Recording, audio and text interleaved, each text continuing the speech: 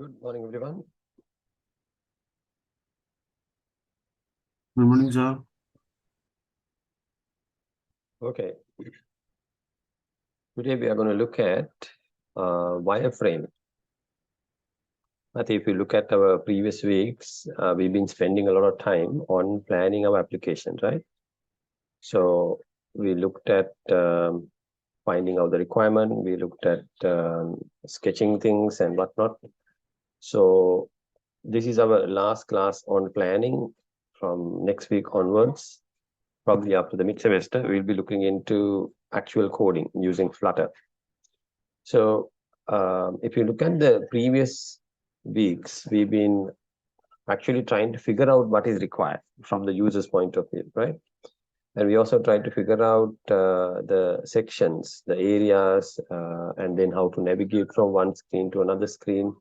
So those are the things we looked at up to now. So today, we are going to look at how to record it, how to sketch it, how to put it into paper, and also hopefully to a computer.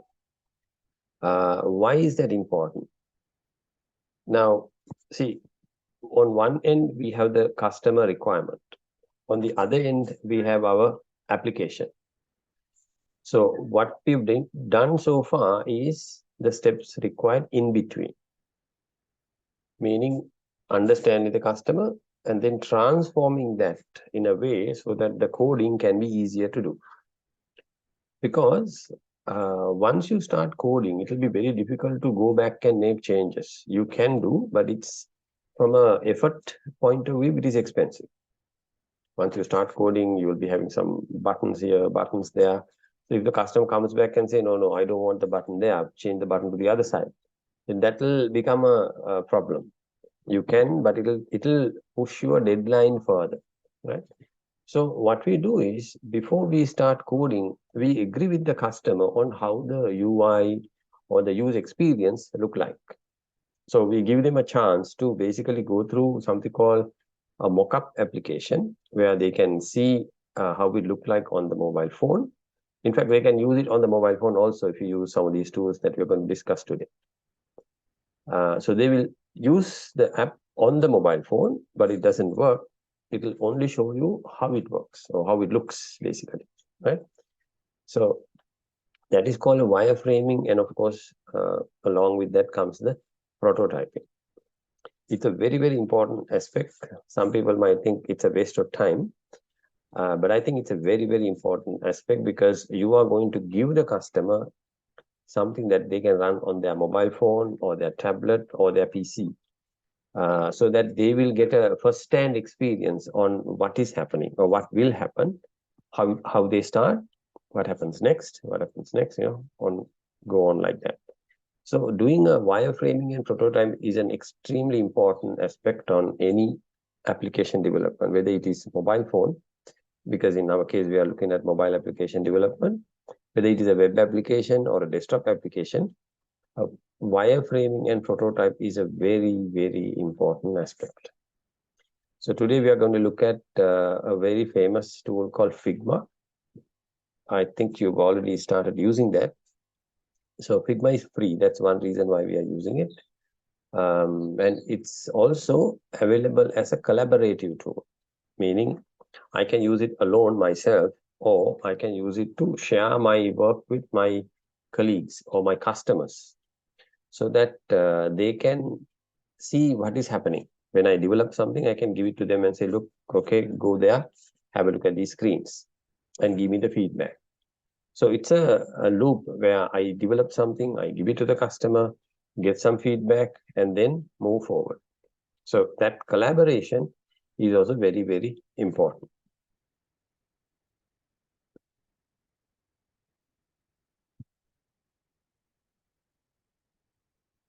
Okay, so this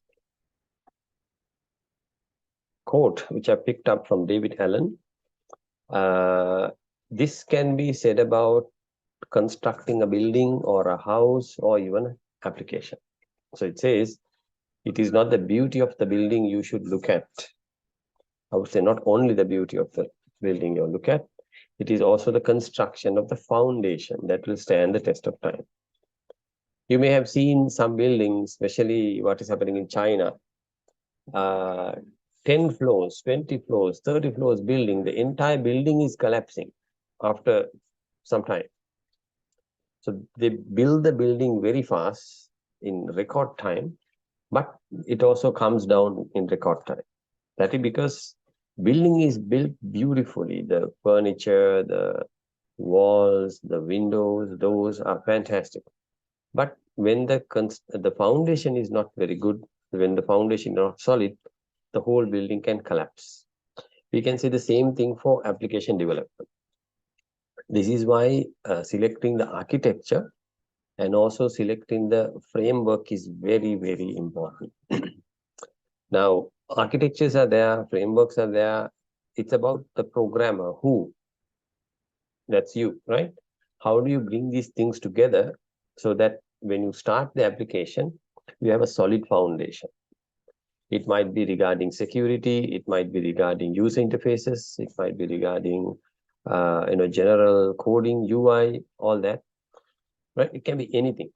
So you need to have a very clear idea about how you are going to start this and what you are going to use.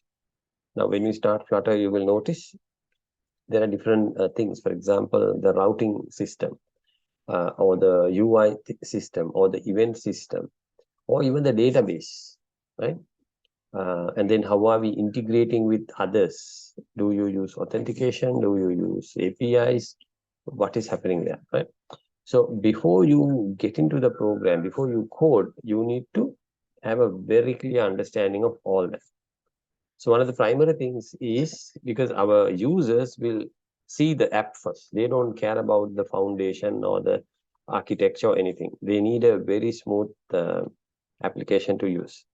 So it is our responsibility not only to make a beautiful app, but also put effort on the back end, as in the behind the scene, right? The framework, the coding, the algorithm. We need to put effort there. So the step one of doing all that is coming up with the prototypes. Now, here's an example I want to show you. On the left, we have a hand-drawn sketch, right?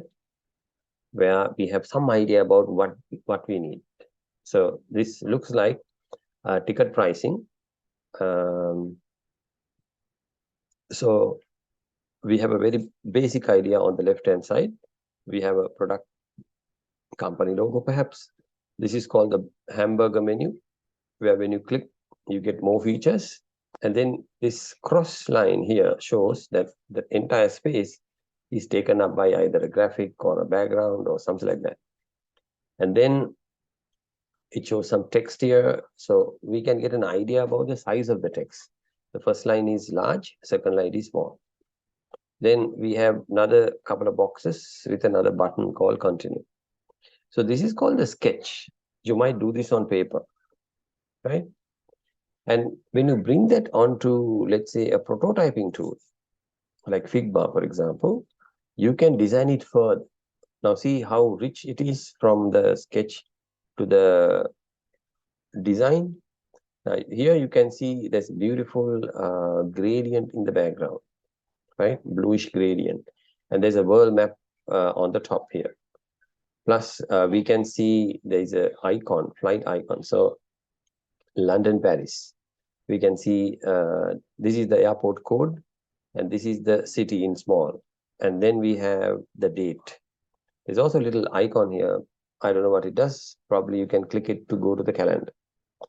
And then it also shows the starting time and the ending time, right? Starting 10:50 London, landing 11:50 Paris, and then the price in dollar.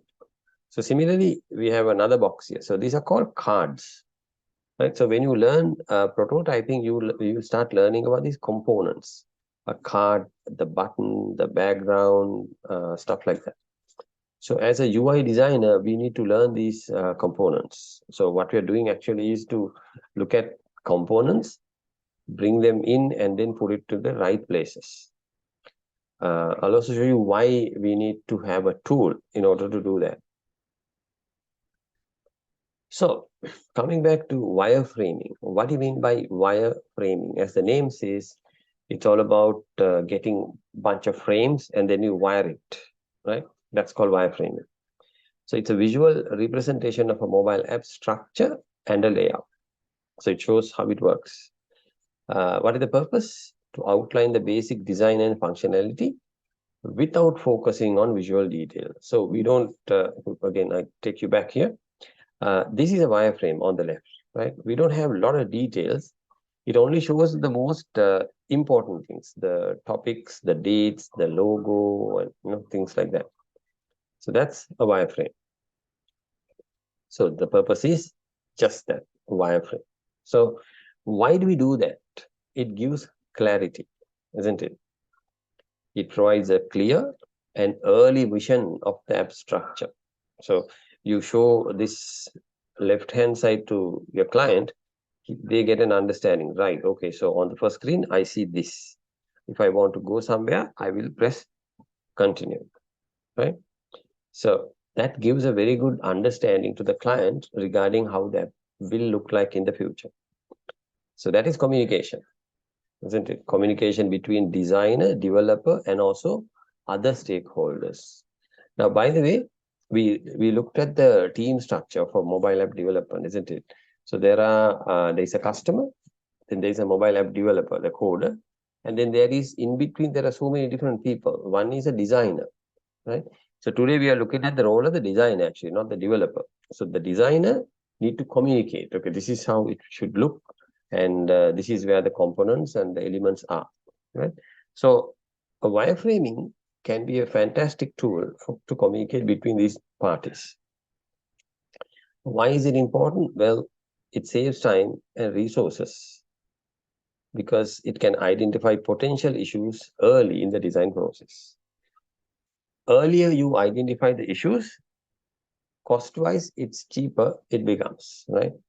Like I said earlier, if you identify something towards the end of the program, towards, let's say, after, not the program meaning development stage, it will be very expensive to go back and do changes. So you have to go to the designer and ask him to change something. Then you have to bring it to the developer and then change something. You may have to reinstall the application, the mobile phone, maybe change the backend, stuff like that. So a lot of work when you have to change during the development. So we have to try as much as possible to do all the changes during the wireframe stage. So if you take a wireframe, what are some of the key elements of a wireframe? Number one, layout. How does it look, right? Where are the things? Where are the components? Where are the elements, right? So arrangement of these elements on the screen is something that we see from the wireframe. And then navigation. How do I start? What is the first screen I see? When I go from first screen, what happens? Where do I go to the second screen? Second screen might have, let's say, two options. So the first screen can be a launching screen. Second screen might be a login or a registration screen. So if I click login, it will take me to login, or rather log and then go to dashboard or something. If I click on the register screen, it should take me to registration form. There may be also a password forgot screen, right? There may be a captcha screen. So if you have any, you should be able to click that button and then go to the respective screen. So that's navigation. So you click and it will take you to the respective screen. And then functionality. So it doesn't allow you to actually save data or retrieve data from previous things, but at least it shows what are the interactions I can do, right? So you might have dummy data. Now, for example, you might have a list of things, but you can't change or add or anything like that. You are only seeing what is loaded there. So we call it the dummy data. And the last one is very important here, information architecture. What is that? Information architecture is about picking the content you already have and then arranging it. Not the other way around. Now, when it comes to, let's say, design something, what we do is we bring in all the required element and then we design, isn't it? If you don't have something, we stop the design, we go and bring it in. But when it comes to web design, it's the other way around. You bring everything you have and don't stop your work. You try to come up with something with whatever you have. So that is information architecture, where you find a way to present what you already have, right?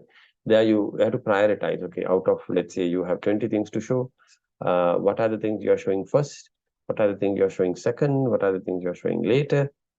Things like that. So you prioritize and then you show the information to the customer. So basically it is organization of content and data. Now, what are some of the tools available for wireframe? What can we use? The best tool, in fact, the first tool you must use is pen and paper or pencil and paper, right? Don't touch the computer first. That's a big mistake a lot of people do. Don't do that.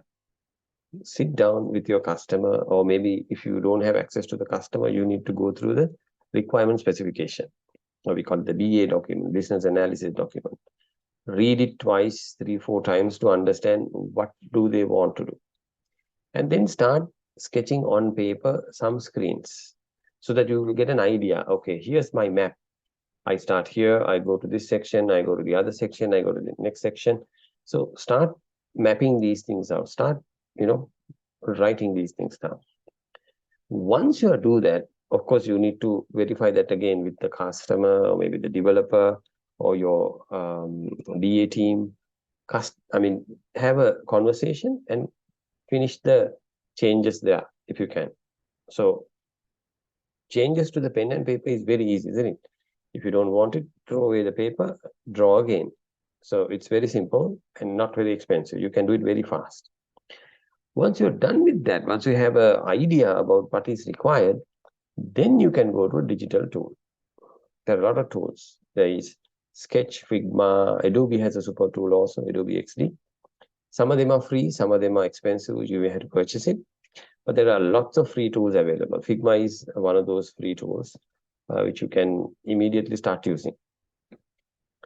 Now, there are two kinds of tools. There are tools where you design, you output, and then you share with the customer, right? For example, you can output it as a mobile app. You can output it as a website with HTML, CSS, stuff like that. Or exe file. You can come up with an exe file and give it to the customer. But then there are other tools where you can directly invite your customer, or we call it stakeholders, not only customers, developers, DA team, everyone, to your existing online solution, existing online work in progress, so that they can see real time what is going on. And you can take a phone call, and while talking to them, you can make the changes. They might say, look, or they might sit with you. They might say, okay, I don't like that red color, make it lighter, right? So you can then change the red and say, okay, is it okay for you? Not okay, okay, make it further change. So that way, your feedback is very fast, right? So that's why we call it collaborative platforms. They are very efficient. In fact, you can give the control to your customers and say, right, okay, I don't know what red color you want, you change it. So they can change the color or whatever design, anything they want to. There are certain things we need to make sure they can't change. There are certain other things that can happen automatically. Like, for example, when you pull a button from one location to another location, it can automatically arrange all the other components, right? So things like that you can do. And what are some of the best practices when it comes to wireframing? Number one is simplicity.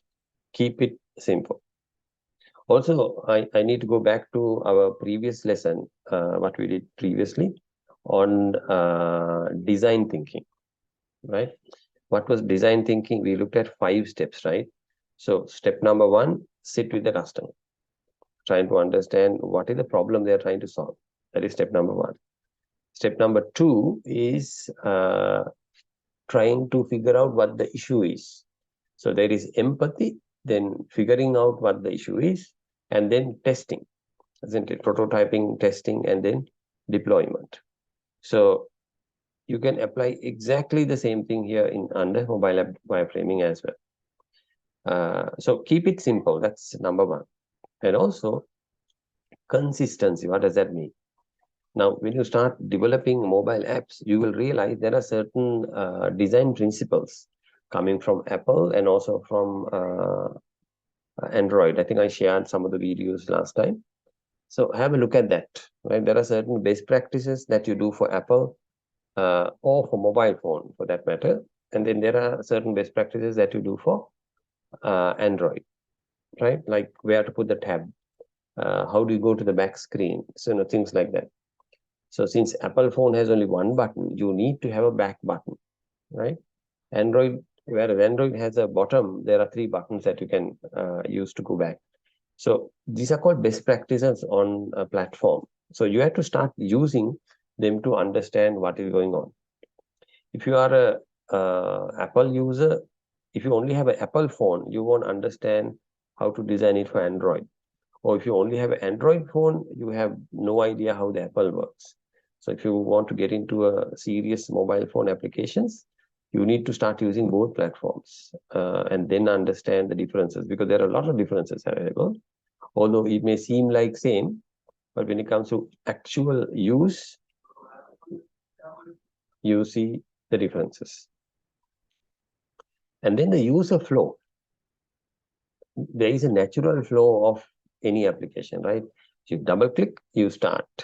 And if you already logged in, you don't show the login page. You directly take them to the, we call it the dashboard or to the main screen.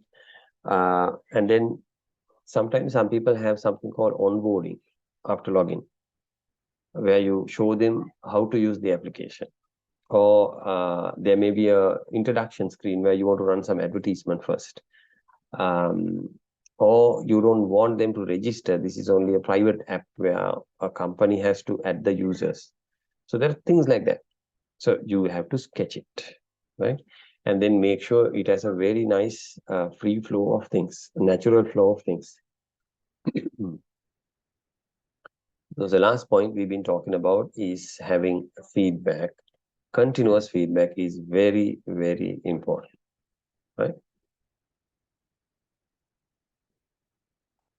Okay, so let's look at some of the challenges when it comes to wireframing, right? One is overcomplicating. What is overcomplicating? Adding lots of details and keeping screen with a lot of stuff, right? So that's a big mistake, because if the screen is complex, people might not be able to do what they are planning to do. So keep it simple. It's a big challenge because there are times where you want them to do a lot of different things. But then even with that, how do you keep the screen clean? There are things like,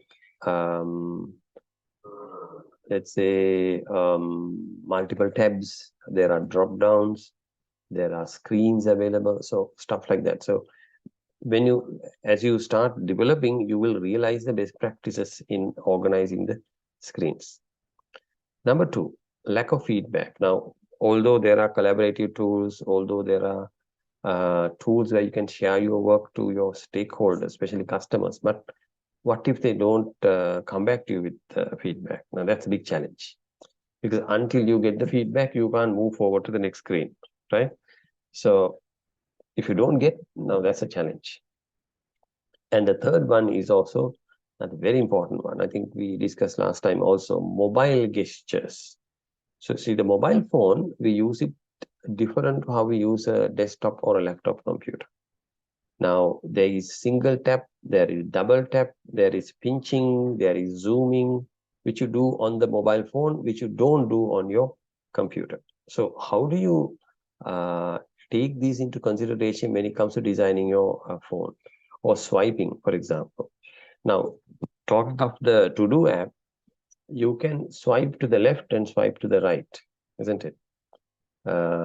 It's very common in mobile applications. Now, if you take mail, you can do that. You can delete the mail by swiping, or you can do other actions by left and right.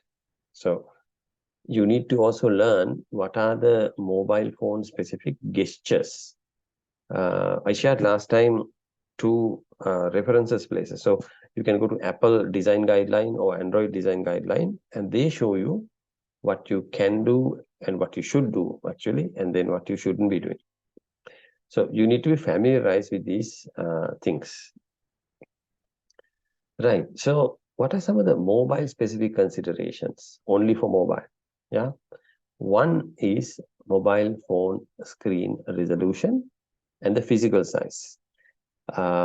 That's actually a big challenge. If you take laptops, you only have maybe 2 or 3 sizes. That's all. But when it comes to mobile phone, there are hundreds of different sizes. Hundreds. So how do you handle that challenge? Now there are lots of techniques are there. There is something called auto arranging, and there is also responsive design. So when you incorporate these techniques, you can rest assured it works on any screen. So you can design, for example, let's say for a Samsung Galaxy version 10, let's say, right? But if a user has a Galaxy 15 or 16, it will still work. Or if the user has Galaxy 5, which is older, it is still working, right? So there are techniques we can use from the platform. And since it's a very common problem, challenge, the platform providers, Apple and Google, has provided a lot of stuff which we can use to automatically rearrange components. And then prioritizing the touch-friendly element. You have to give more effort or priority to touch gestures, not the typical computer kind of thing, right? Now, the third point is responsive design. Now, you can do that for your prototyping tool as well as for your final design tool. But it's not a big problem for prototyping unless you want to give a mobile phone experience to your customer, right? If they're only coming to the prototyping screen, that's okay because they won't see any differences. But sooner or later, you may have to give maybe an APK, maybe an exe file to the customer, right? So then they will install that on their mobile phone. So then again, we have the problem. We don't know what the size is, what the resolution is.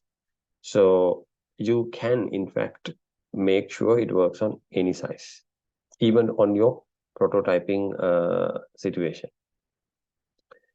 Okay, so when it comes to design, there are, in fact, there are 3. I only took the first and the last. So there is low fidelity, medium fidelity, final, or the high fidelity, right? Fidelity means how quality or how serious it is. Low fidelity is actually hand-drawn. Like for example, something like this, right? Somebody taking lots of papers and sketching, maybe with multicolored, maybe it's pencil and paper, until you get the real sketch, until you get the sort of the final one. So something like this, right? So here you can see on the top, there are some tabs, categories here. Then there's a name here. Then there's a search bar here, right? Oops. Here you can touch and sort of swipe these things, category title, then the item, and then the category name. And there may be other boxes also. Now, Apple has something called the bottom menu. Now, that is down here. So you can click that to get either menu on top, or you can have icons to click. So when you click on something, it goes to the second screen where you might have some details again. You click on one item, it takes you to the description page. So you have the product photo, description, and then it also has add to cart, make it favorite. Also, if you notice on the first screen, on the left-hand side, we don't have anything. Second screen, we have a back button. This is Apple. And the third screen also have a back button. So if you're on the third screen, when you press the back button, you go here. Now, if you press the back button, it'll take you here. Right? So a lot of people do a lot of different things. So they have, sometimes they printed the blank template, Android and Apple, on white sheets, so they can start drawing there. So you get an idea about the size of the screen you're going to get. Some people don't do that. Some people simply go with a blank sheet and start sketching things. Up to you, right? There's no one proper or correct way. You can do whatever way you want. but then make sure you take it to the client and get the feedback. So here's another example where you use pen and pencil and paper. Now this looks more like a website, but that's the idea, right? So you start sketching and then start putting notes, so that these are notes for you most of the time, and then you take it to the next level. Probably you can do the next one like this, right? So here you can see there is an outline of phone, and these are the different sizes, right? So we can see there's some detail, there's a list here, there's another list here, something like that.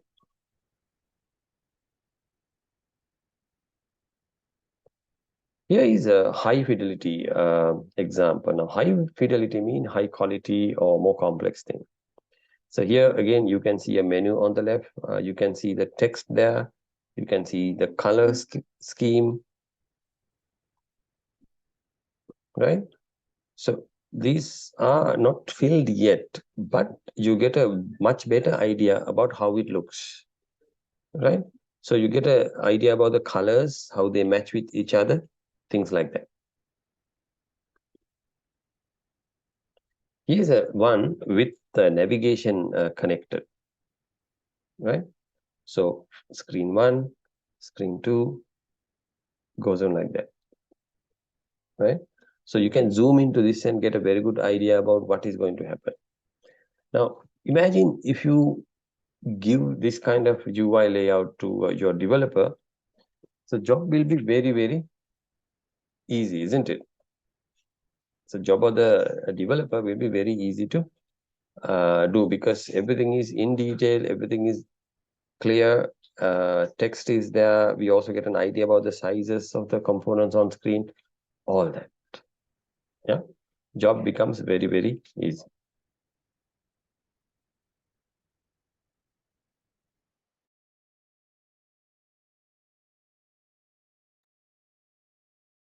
So here's another one, right?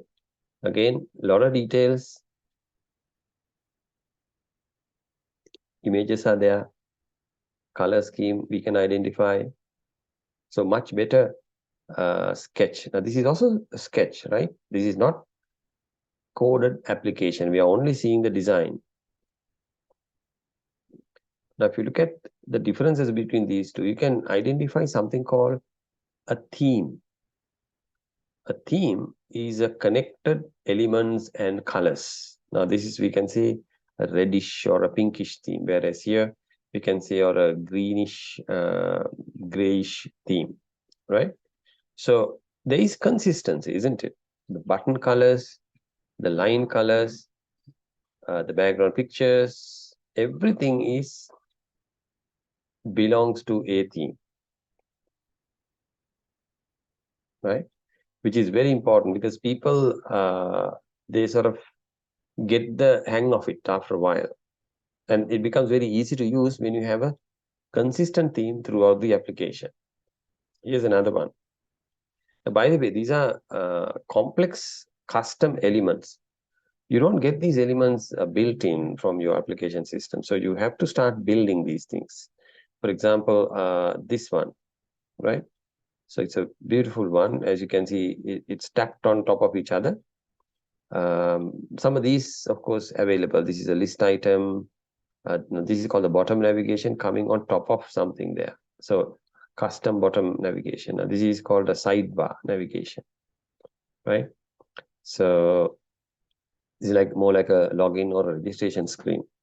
So some elements available, some elements you have to create. Here's another one, right?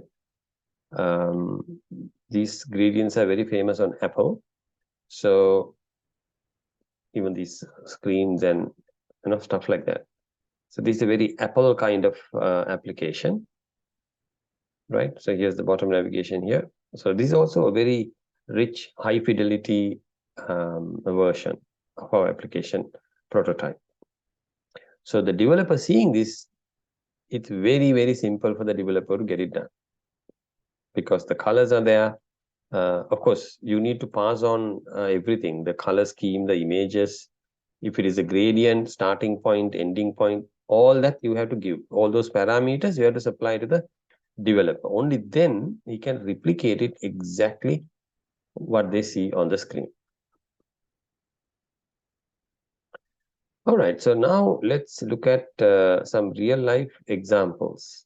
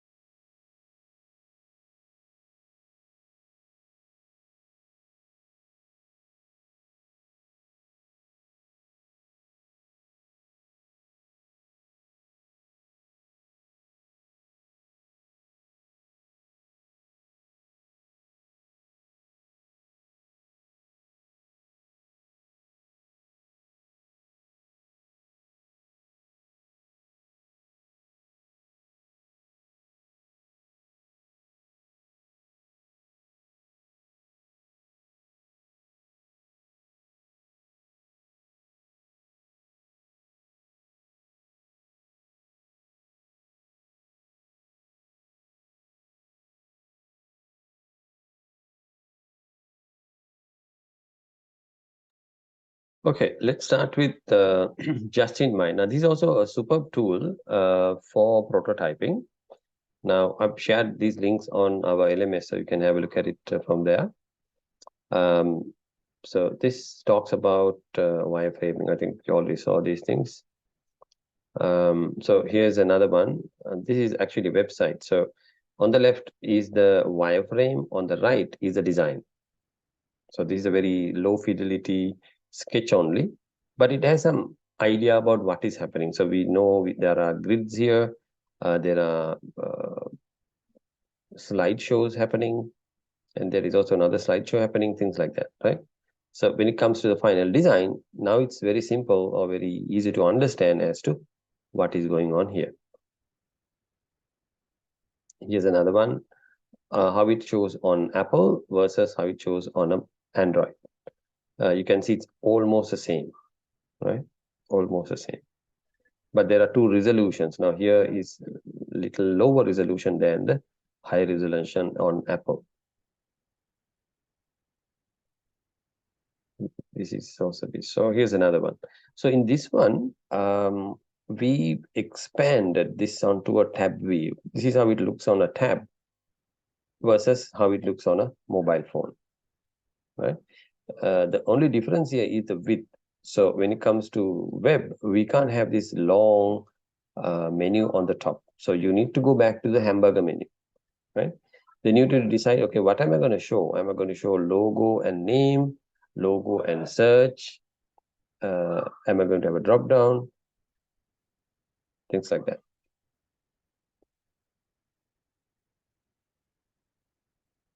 Here's another one.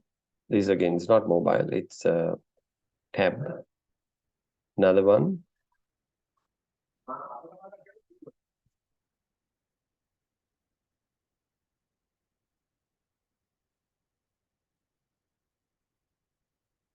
Here's another one again. So This is again a hand-drawn thing becoming a detail list here, right? Another version, web version mobile. So just in mind is again another tool which you can use to design mobile applications, websites, pretty much anything, posters, right? Is another one, admin screen, a blog. Okay.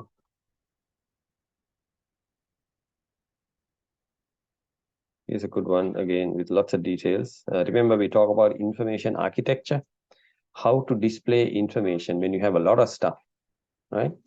So here you can see it's organized in a way so that we know this is selected, and also there's a arrow pointing down, so we know the next list is actually coming under this one. So since it is according to list, we can say this list is giving the detail of the next list.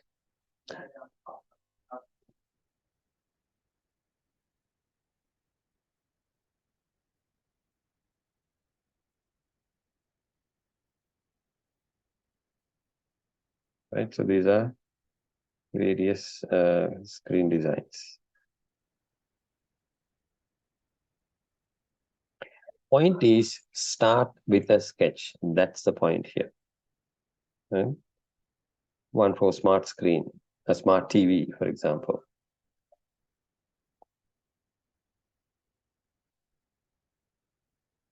If you look at Netflix, they use a very similar system here, right? Where you have a menu on this side, or a smart TV has a TV menu here. And when you go to the right-hand side, you can pick and choose categories. And then when you select a category, you can skip through various videos. It'll show you a preview and information, stuff like that.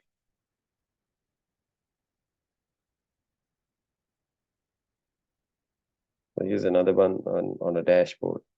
Very nicely put. Low fidelity, but we get an idea about what we will see on the final screen. Right, another one.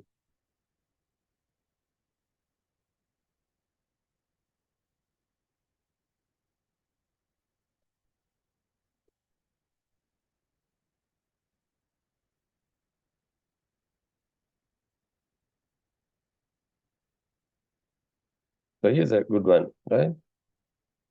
So bunch of buttons. So they're arranged according to two columns, right? Very nicely put. It's very simple. Another mobile wireframe.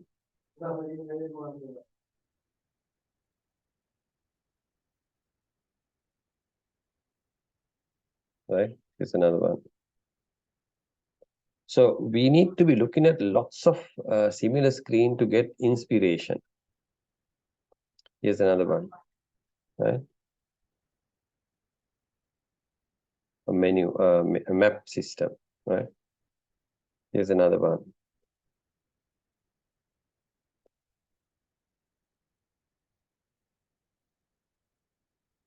A weather app, right? So here's the low fidelity sketch, and here's the final sketch. Now it also has some instruction as to how to use the application. It says detail info, scroll wheel. So what does that mean? You can scroll this to get more information. And wind speed detection or direction can be shown by using the mobile phone direction app, right? Or the compass. So those are all very interesting stuff. So here's a very rough sketch, right? Which can be then taken to high fidelity or low fidelity. It's another one, right?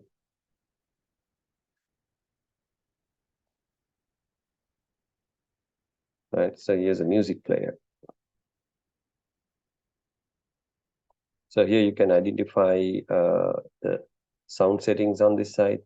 Go back here, the bottom menu here. And here you can see you can swipe to see the next one. So you can see album, singer, playlist. Here's another one.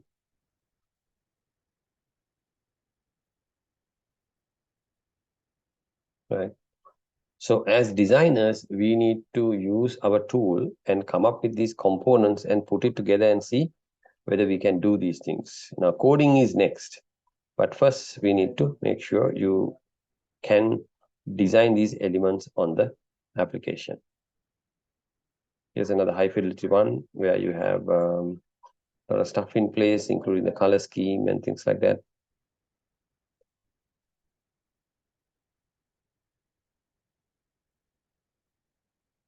Parental app.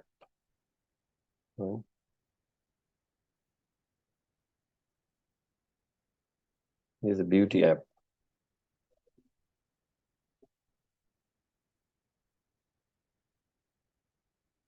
Electric car charging app. So as you can see, there is a rough mock-up here and then other things happening here. Some high fidelity screens. Equipment renting.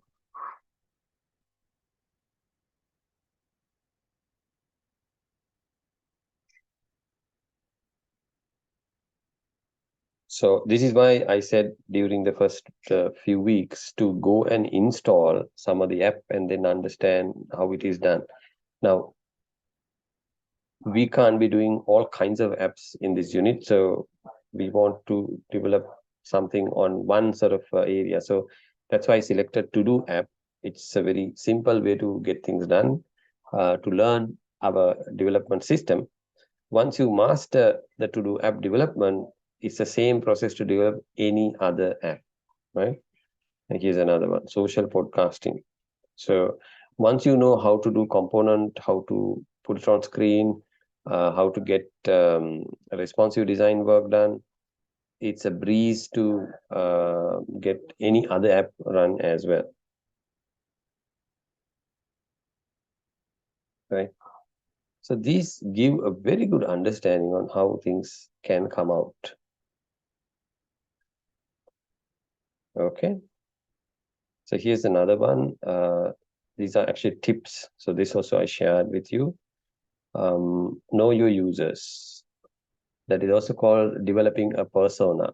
Like what kind of person this is, what do they want, right? What is their age and things like that.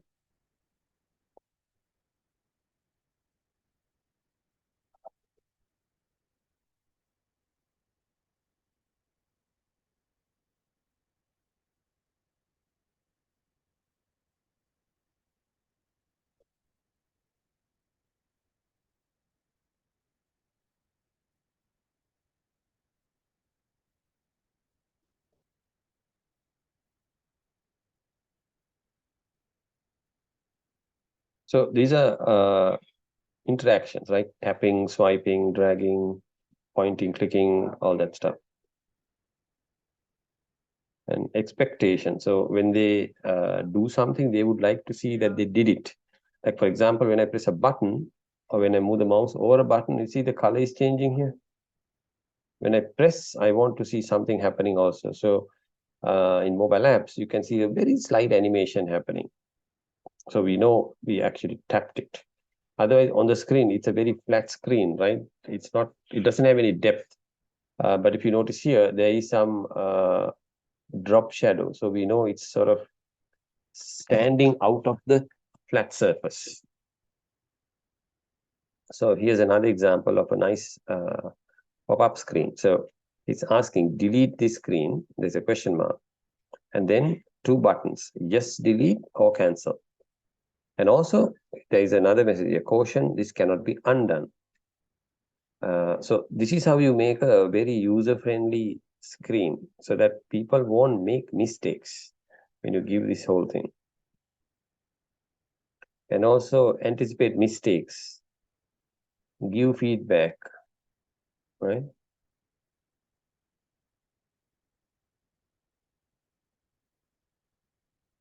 So what do you mean by anticipating mistakes? So people, when you ask them to type age, they might type ABCD.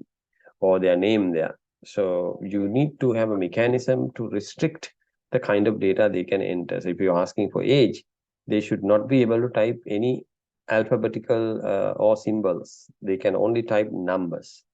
That can be done very easily, right?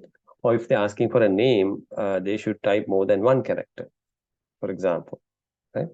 Names usually have more than one character. So you need to test that. If they type only one character, you can say, look, we assume there is a problem. Okay, sometimes they might have one character. So we need to give them a message saying, look, we think there is an issue. Are you sure? So then you take it forward. So that is user experience, isn't it?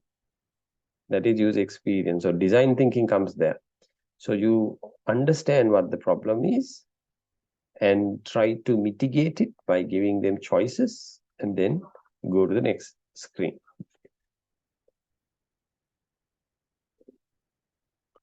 Right. Now this also we discussed where to put the element, right? What element? So I think we discussed previously, like problem when it comes to touching. Our finger has about 1 centimeter by 1 centimeter touch space possible. And if the touch space is less than that, people can't touch it properly. They might touch the wrong button. So you have to consider these things when you're designing the user interface. And then don't ignore standard. That is very, very important. The standards are there for a reason, right? Somebody had sit down to observe how people do things, and they have come up with best practices. So why are we going through again trying to figure out it ourselves when standards are already done? So use the standards for your attention. Now here's another one, another example showing, right? So before and after. This is an Apple screen, I suppose.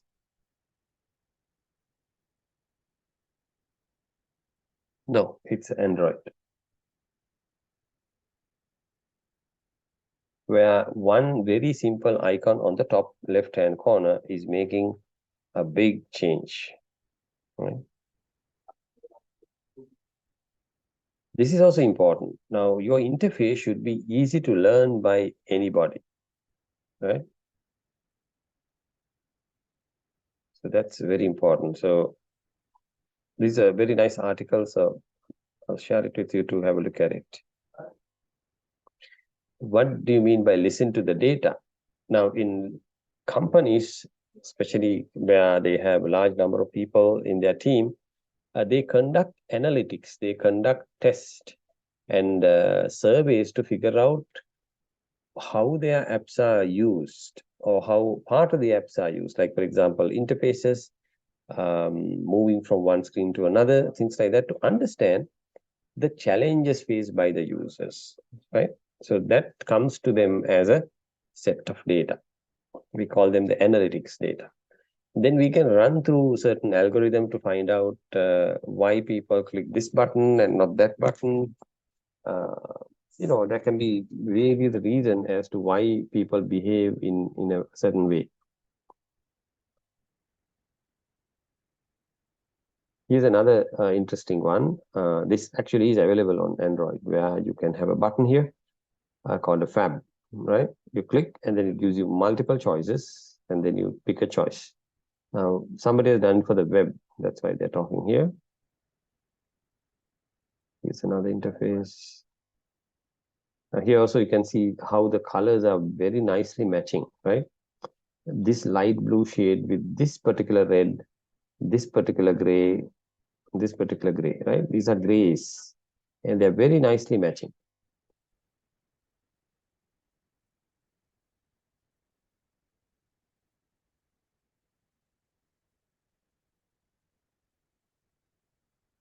Right, so I shared this also with you. So you can have a look at it yourself. There's a lot of stuff here. I'm just running through the surface for you to read and understand this in a deep manner if you are serious about developing mobile application for as a career. And if you do have any questions, you're welcome to ask me anytime. Now, let's jump into Figma. Okay, I've been messing around with Figma for a while. So let's start afresh, right? So I'm going to go to new design file. This is web-based. I'm using the free version, by the way.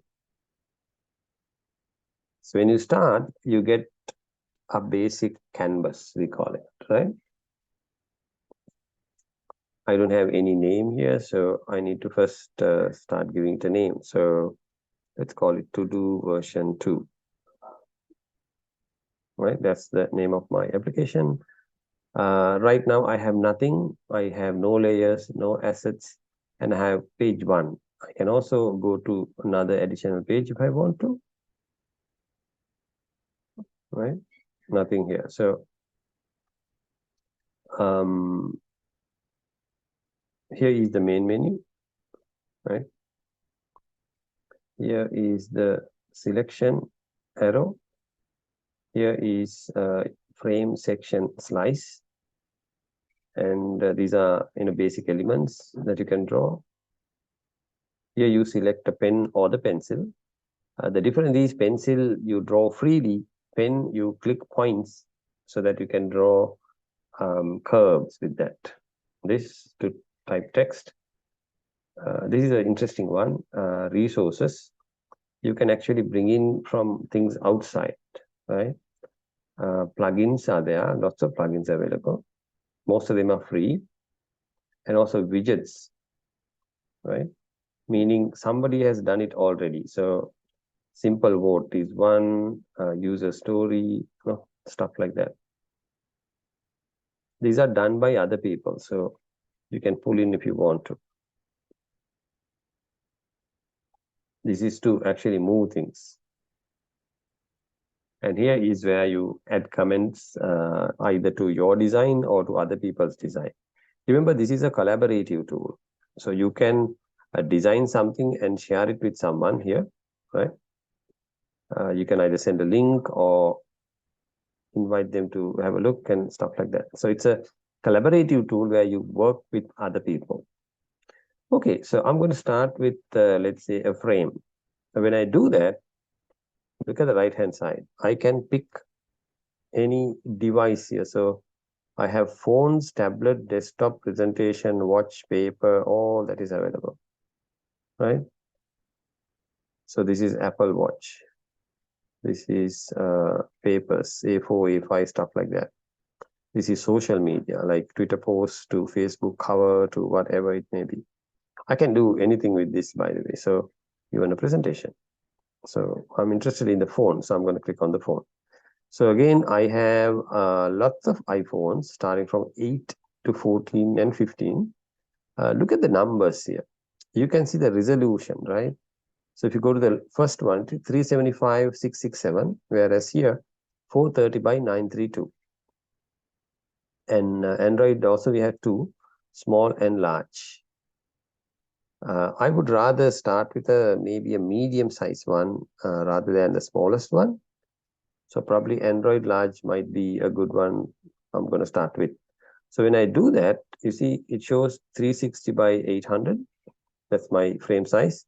And it says Android large one. If I don't like it, I can change any of that. But this is my frame. Okay. I can also, by the way, I'm in page 1. So I can also have another page, right? Page 2.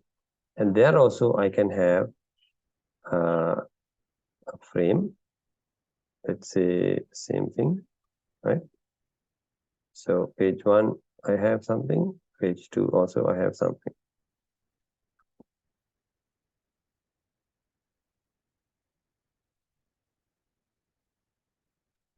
So let's go back to my page 1.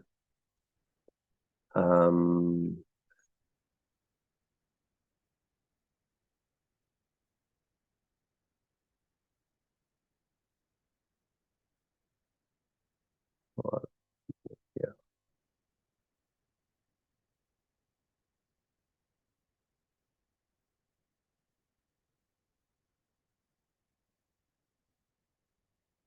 Okay. Right. There are a couple of things I generally do when I start with this. Right.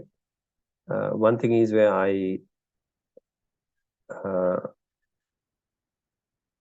change, say, for example,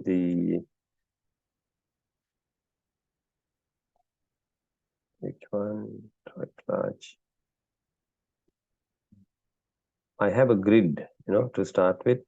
So there are things like that I do before I start.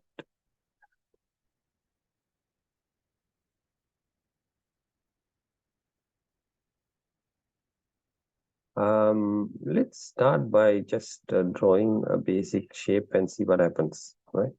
So I'm going to select the rectangle and see when I draw a rectangle, what happens. Now see, when I move it, it is showing me the dimension, and also when I'm careful, it also shows me other center points, right? See, you can see one on the top and one on the left. That is the center point, center of my object I'm drawing, going all the way to the up and also to the left. And I can also use this one to make it curvy, right? There. Very simple one.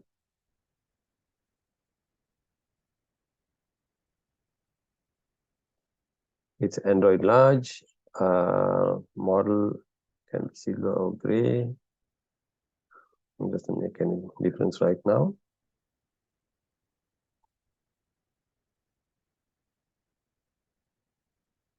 So these are some of the other additional things I get with my application. So I can change some of these things as I move forward.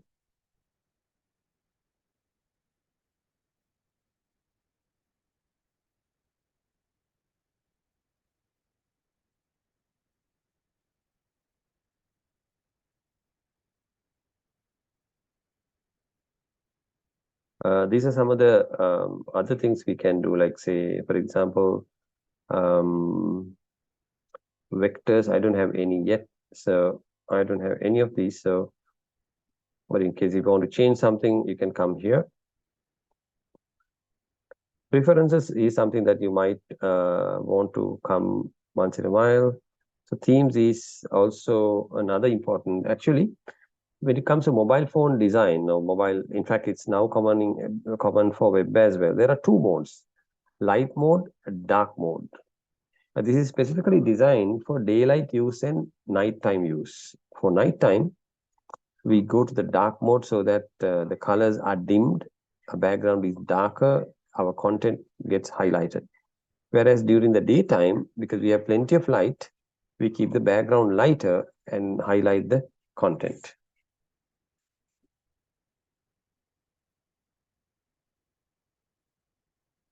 Oh, one thing I want to show here is the stock stuff. Snap to geometry, snap to objects, snap to pixel grid. Now, these are important. Snapping, because when I start moving things, it jumps, it snaps to various objects. Now, okay, so this is center vertically, you see, automatically. If I bring it further down, I can also maybe able to center horizontally. There it is. This is absolute center, right? Absolute center. So these things are important for us in order to design and put it on very precise screens. Oops. Okay. I also have other things. Edit object. This is about the current object I'm selecting. There's also something called component. So as we move forward, we will have other things coming along.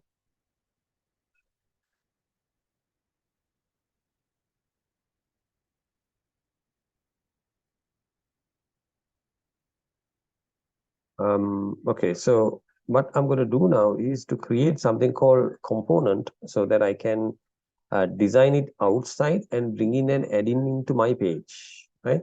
So for example, my to-do list, I need to have a title component, isn't it? So I can go create a component. Let's draw a box.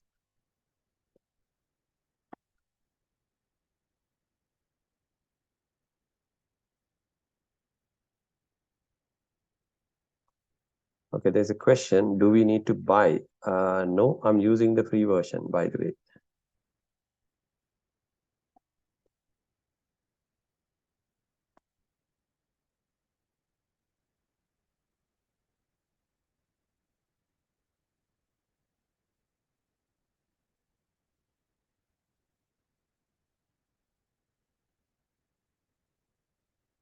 So I drew a box, then I start typing some text.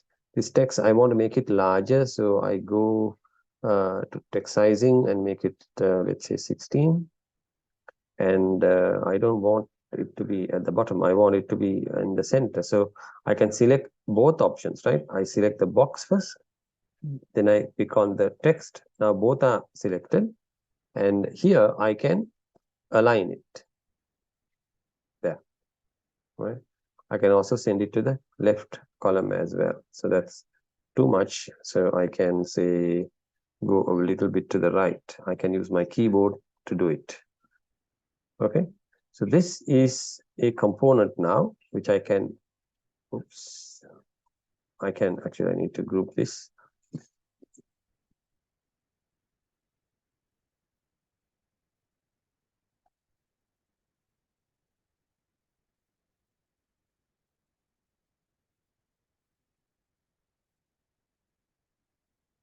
There you go.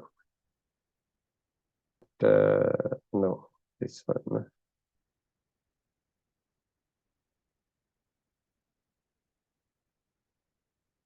Yeah, this one.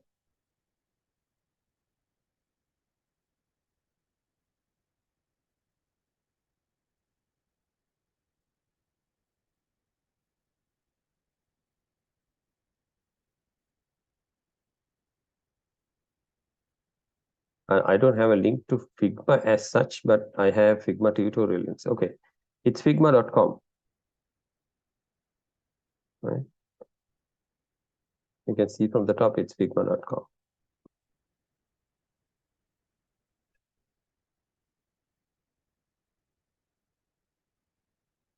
Yeah.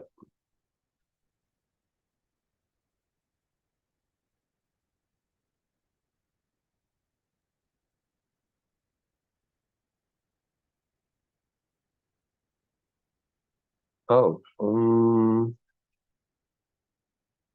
okay. Your screen is different.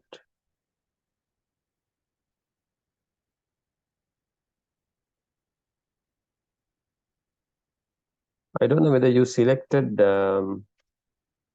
web design. Now, there are a lot of questions they ask, right?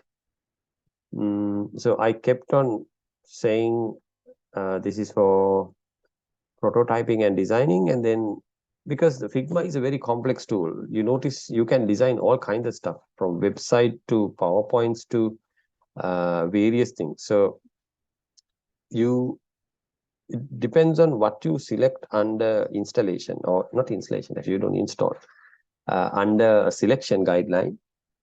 But then you will be landed here.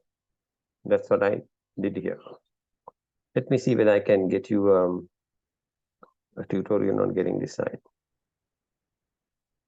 So I got my title here. Sometimes I might require the hamburger menu also. So now for stuff like that, I can go to resources. In my case, I'm using a plugin called Font Awesome Icon. So I can click that. It will give me all the icons I need here. So let's call it ham. All right, when I say ham, I got this. This is the one I want. All right, so that's my menu. It's too big, so I'm going to make it smaller.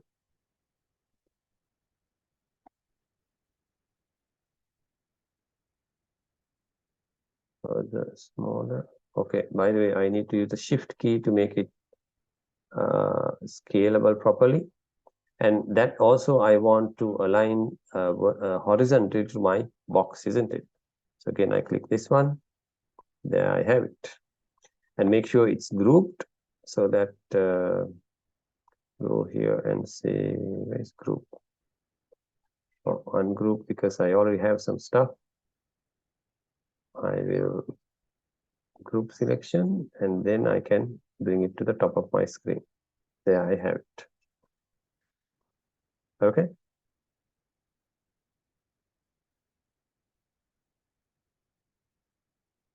Now, sometimes I also would like to create sections so that I can identify these sections separately and bring it on to other pages if I want to, right? Easily. Oh, by the way, if you remember, I had 2 pages. So that's my page 1. I mean, page 1 is here, page 2 is here. So if I want the same, the screen on page 2, I can copy paste it here, right? But I might want to have a go back icon in this case, because if I'm designing for Apple, by the way, so I need to ungroup it, and then I may need to have another back icon here, which is this one, right?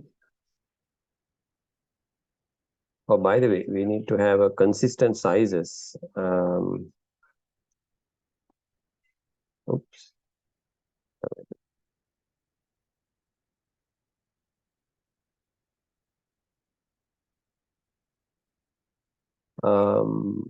Okay, so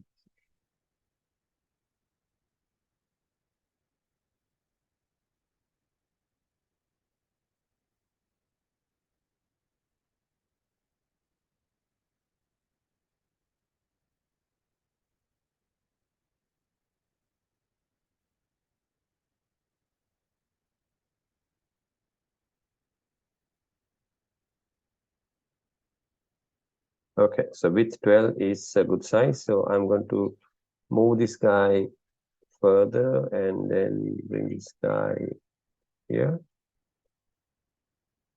And I want to make sure that guy is also aligned to the horizontal line. Okay. And this is going to be my page 2. So I'm going to group it again. Oops. Group selection.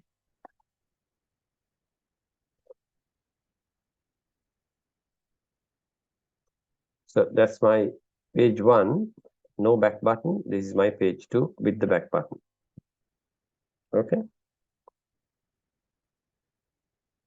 So let me also show you how to create a section. Let's make it something that I can, okay, this here. See, the section is something that you can repeat, right? So you can design it outside and design it outside and then bring it onto the stage there. Maybe you want to have card design like this, a bunch of cards. Maybe you want to have a data list, a table, for example.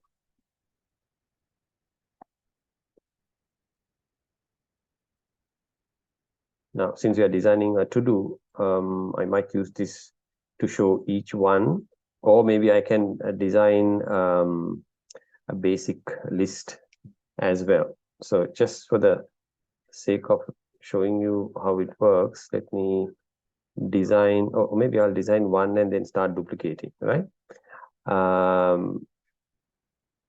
Maybe, okay,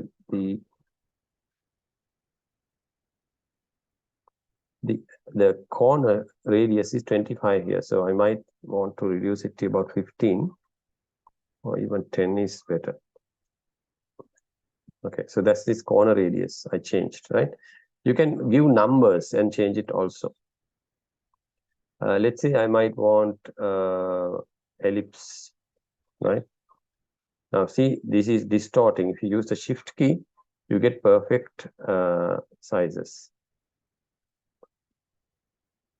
And also the colors, now it's same gray color. So if I take this here, you won't see the difference, isn't it? So I need to have maybe a darker shade of that. While when you do that, did you notice? Okay, I need to get it to the edge here. Now here it is document colors. It is also documenting all the colors we are using in the sheet, so that when you are giving this information to your developer or designer, okay, now it's right dead center, horizontal center to the box here. Now I might want to have some text here. Let's say so that's my to do. Let's say the main one, and let's also have something else here.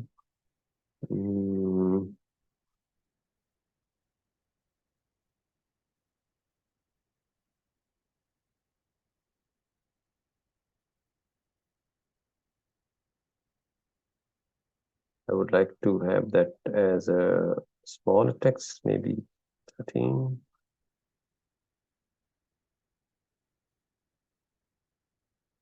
And also perhaps a gray color without giving black. That's very... Now see, I don't need to figure out which gray color it was. So I can click this one and it'll automatically change that to color. Now this is the same as this. Right? So I want to make it subtle. So I can also actually... Or in fact, I can use this to go and pick up the color as well from here. You see? That is also possible. So same thing, either use the eyedropper to go pick it or use it from the document colors. I think it's too light. I might need a darker gray color. Yeah, much better. I might also require maybe a little bit of description.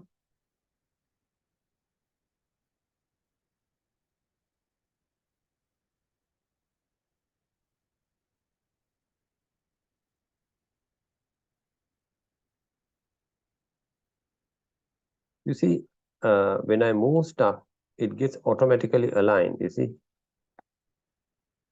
I want to align to the left. There you go. Right. So that could be my one to-do element, which I would like to use it on my device. So now all I need to do is group this, bring it here, perhaps center it to the screen. I can also duplicate this, right? Copy. I can use the keyboard.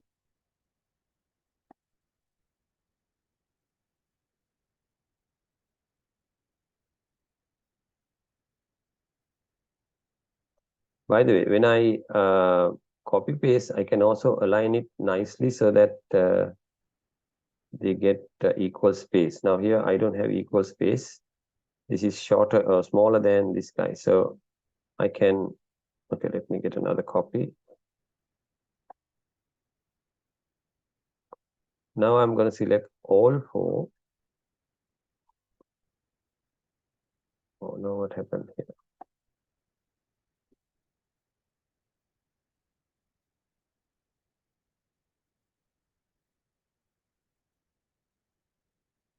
All right.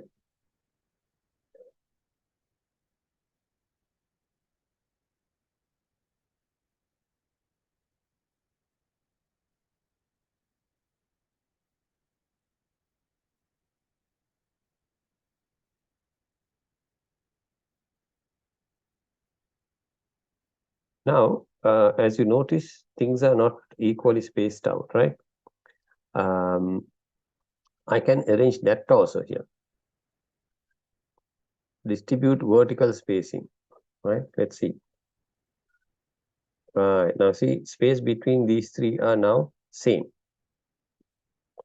I can then bring the section to my screen very nicely. There we go. Okay. I can then perhaps have a button on the bottom.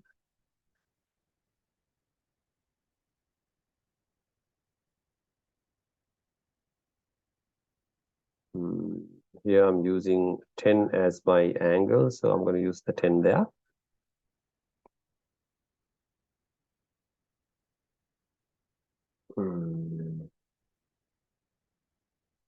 Next.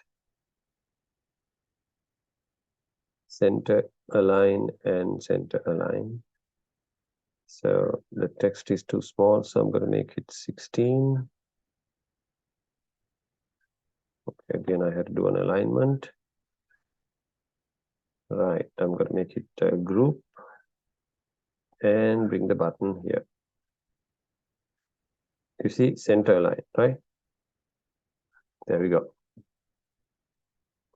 So that's a very simple screen I just created out of the tools I have already available. Right? Now, pay attention to the left-hand side. You see, there is a section, there is a page.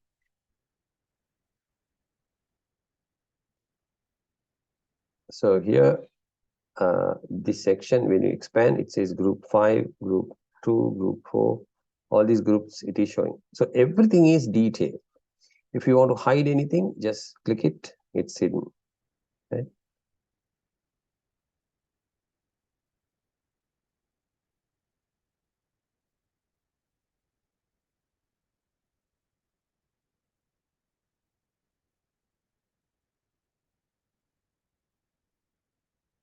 This is another group. It's a button. This is the top, right? The title. I can even give it names. Right? So here's the button. I can show it or hide it. I can show or hide the title. All right. So I haven't added anything to my page 2. So probably when I click on one of these, I may want to go to the next screen, right?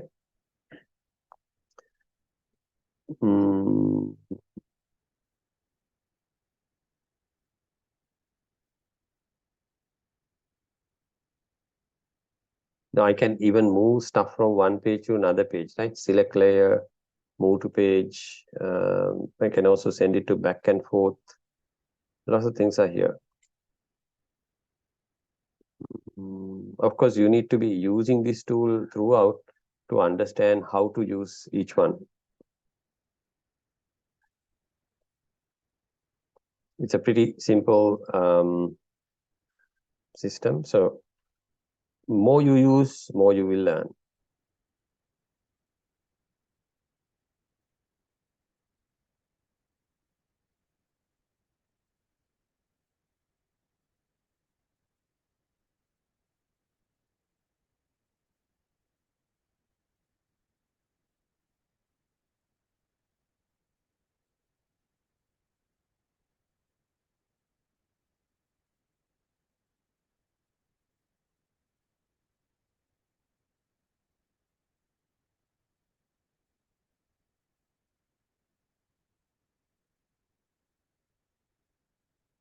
I didn't use any of these tools, so I'll keep it open for you to use these tools. Okay. My intention today is to basically show you how to use these things. So spend some time, try to understand what you can do from one to another. For example, when I click this, I want to open up a menu, right? When I click next, I want to go to maybe the next page or something. I'm using the hand. I need to use this one. Okay. There's a lot of stuff here coming through. Effects. Right. So here the effect is drop shadow. Right. You can turn it on, turn it off.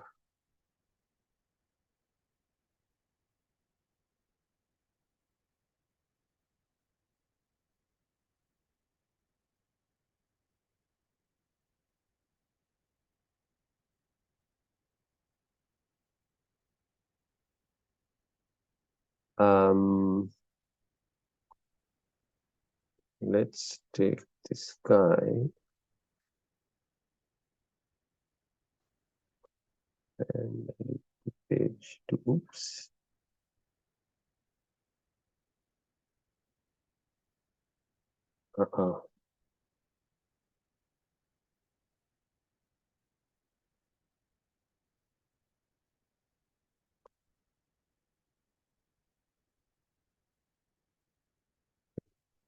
Page 1 here.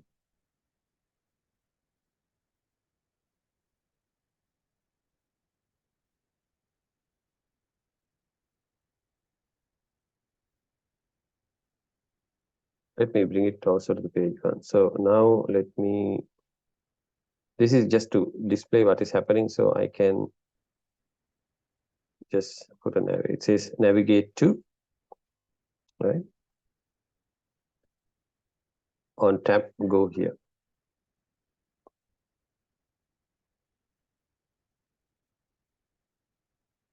Actually, I can also make the back screen.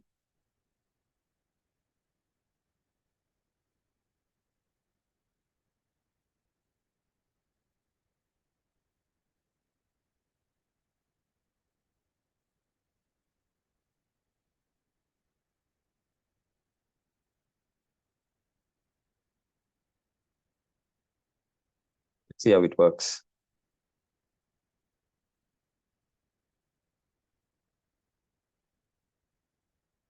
Okay. My simple screen is working. Well, none of the others are working because I didn't connect any of that. So this is the point I wanted to create. And see, this is an Android phone. For some reason, I don't see the other sections.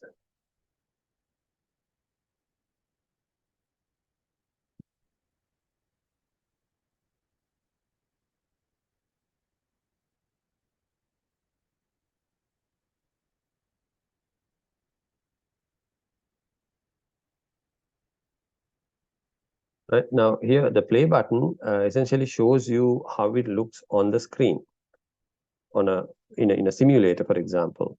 You can also send a URL like this, not this URL, a shareable URL, which you can pick up from here, right?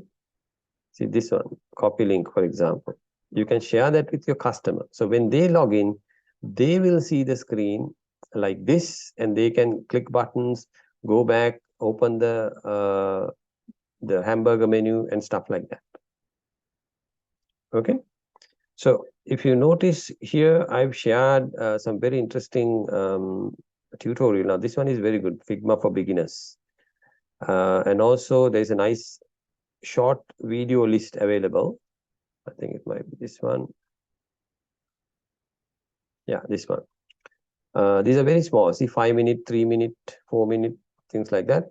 So only, I think 8 videos here. So go through these 8 videos and you'll be very familiar with all the tools, all the techniques required to get going with Figma.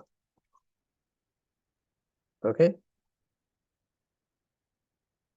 This is another one, a 20 best Figma tutorial. Now, out of that only I selected this video. But if you need other, detailed ones, there is a nice list here also, which I copied to our list here. This one, Figma for beginners. So there are course templates, multi-purpose templates. There are a lot of stuff you can download. Then this is the introduction, or maybe this may be the one I think you saw. So depending on what you choose, you get different things, right? Oh, by the way, this is another interesting layout. Now, these pink color ones are called grids. Okay. When it comes to web design or even mobile design, we can treat the screen as a grid. Like, for example, we saw in the previous one, 2-column grid. So what you do is you place your component on those grids so that you can make sure when you resize the screen, they remain in that grid. Now, you can also say single column, like here, this is a single column one. Now, here we have 5 columns here. So, depending on your layout, depending on screen, now this is a single column, 5 column, again a single column. Now this is responsive because there are rows that can be changed to column depending on your size. Now, if you rotate your phone from, say, portrait to landscape, you might want to have rotated columns also, isn't it? So if the phone is landscape, you can show more columns because you have a lot of width. Whereas if the phone is portrait, you have only long screen. So you then show multiple rows.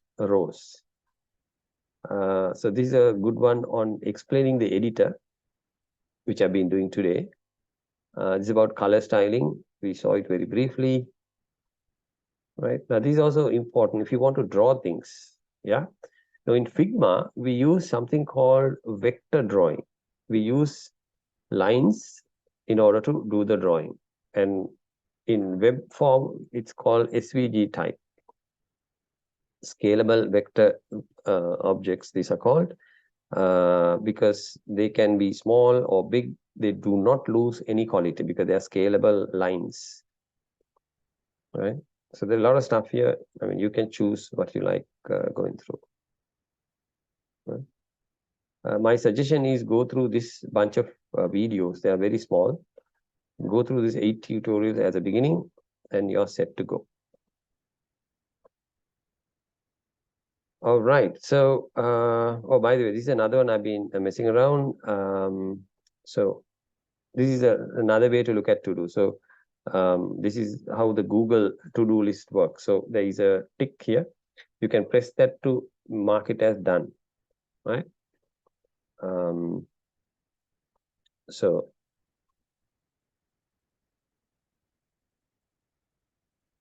that way. So this is what we did today. So let me delete this.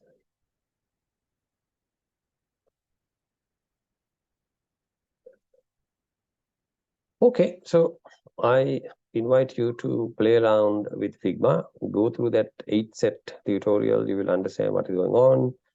Do some basic stuff. See whether you can design in partials. Learn about components. Learn about sections. Learn about connecting screens. I didn't use any colors. I've been using only grayscale. Try to learn colors also here because I'm designing low fidelity work here today. You can move from here to high fidelity one. Color scheme is very important because when you deal with companies, they have certain colors. So you need to make sure you stick with their logo colors and corporate colors. You can't use any other color, right? Of course, you can do color matching, but make sure you stick with their color guidelines. Okay, so there's one more thing you need to do today.